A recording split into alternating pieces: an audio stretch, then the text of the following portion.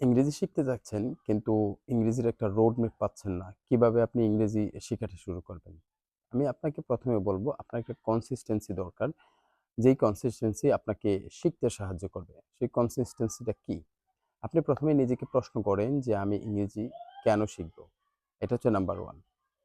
যখন আপনি এটা কেন শিখবেন, কেন শিখার অনেকগুলা প্রশ্ন আপনার মাথায় চলে আসবে। তখন আপনি যখন এটার প্রায়োরিটিস টা বুঝে যাবেন, তখন আপনি শুরু করবেন যে আমি কিভাবে শিখব?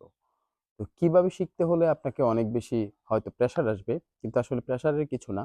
আপনি জাস্ট কিভাবে শিখব শুরু করা শব্দটা দিয়ে আপনি বেশ কিছু YouTube বা আপনার Facebook প্রোফাইলে বা Facebook পেজে সার্চ করতে পারেন। অসংখ্য টিউটোরিয়ালস আপনার সামনে চলে আসবে।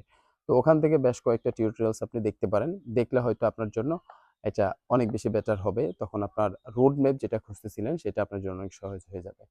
তো এভাবে ইংরেজি যাত্রাটা শুরু করেন। আশা করি আপনি একদিন আপনার ডেস্টিনেশন গন্তব্যে পৌঁছতে পারবেন।